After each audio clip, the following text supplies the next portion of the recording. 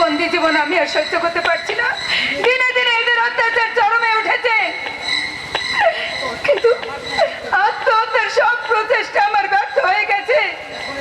এখন এই কলঙ্কিত মুখ নিয়ে আমি কোথায় যাব, কার কাছে যাব?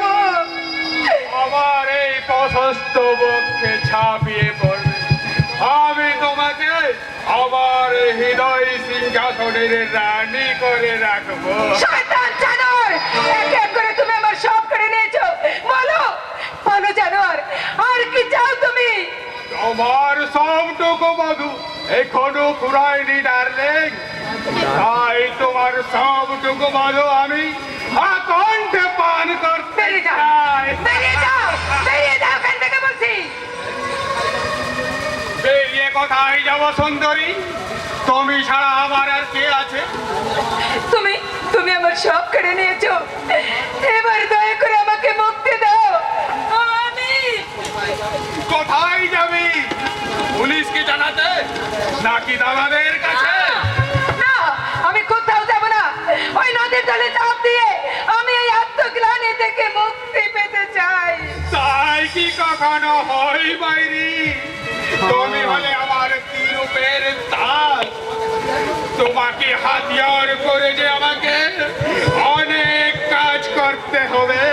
अरे कौन करबेन साहब, পুলিশের হাতে গ্রেফতার হবার পর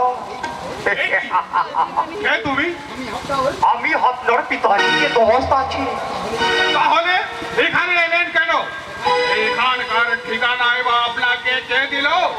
আপনার পিতাজি আপনার সাথে জরুরি বাতচিত করার জন্য আমাকে এই ঠিকানায় পাঠিয়ে দিল।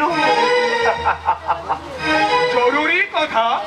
अरे ये এই লেডি के लिए ওখানে বহুত ঝড় উঠেছে বিশান বাবু, তাই আপনাকে আমার সাথে আজ এই বাংলা ছেড়ে পাঞ্জাব মুলুকে চলে যেতে হবে। কিন্তু ডেডিকে জিজ্ঞাসা না করে আরে কই কিন্তু মিন্টু না আছে সাহেব, আসবে কি সেটা? আপনি আমায় খোলা মনে বিশ্বাস করতে পারেন। হলো তোমার चलिए আসবে। बाहर में हमारी गाड़ी खड़ा है, अपनी चढ़ ले ड्राइवर अपना के लिए पंजाब रवाना दे। সাইড হলে দাঁড়িয়ে হবে। সিংজি। সজনাই হবে। যদি এই রূপসীকে সঙ্গে নিয়ে যায়, अरे कोई असुविधा ना আছে বিশান বাবু, हमारी स्टिक का पुड़िए दीजिए।